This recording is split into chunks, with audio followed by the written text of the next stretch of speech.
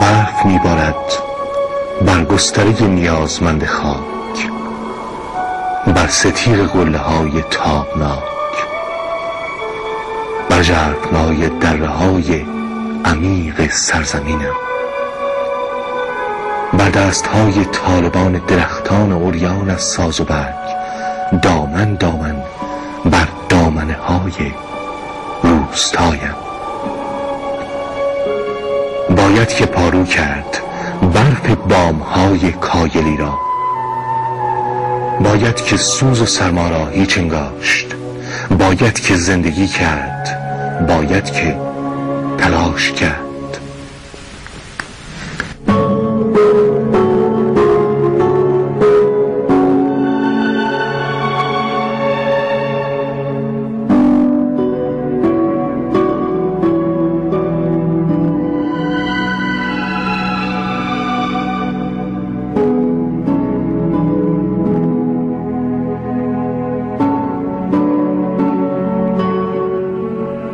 بالا دست معصومم، چقدر زیبایی آن زمان که شمایل بار در میان حالی از مه سنگین آرام میگیری و من از دور دست مینگرمت. ای کوه ساران نستوه آبادی عشق، چه رعنایی لاین وصفی دارید، آنگاه که ردای پاک و بیغش برف را سر تا پا به تن می‌کنید و چه عاشقانه یار دیرینه خود را به آغوش می‌گیرید.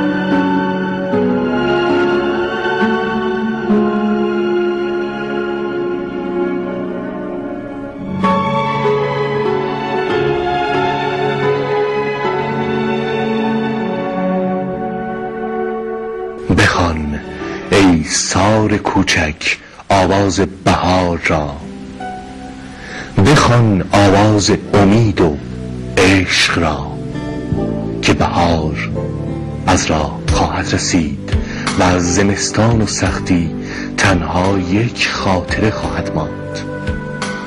راستی از بقیه چه خبر؟ تا بهار باید سر کرد، تا وفور نعمت و سرسبزی باید تاب آورد. اینک بهار در راه است، آخرین آذوقه ها رو به اتمام است. باید که قانع بود و تلاش کرد.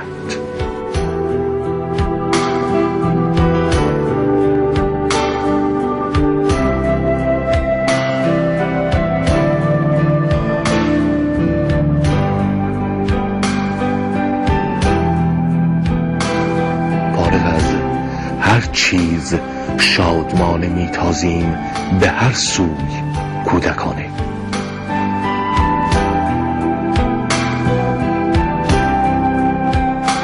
هر کجا که باشیم با عشق و امید ره می سپاریم، با نگاه خود می کاویم گرچه در آسمانی. ای بلند پروازان بنگرید از آن اوج ما را که پرتوان و ایستاییم چون درختان. ریشه در کوه ساران داریم و دل در چشم ساران و اندیشه در آسمان ها. با عشق وضو ساختیم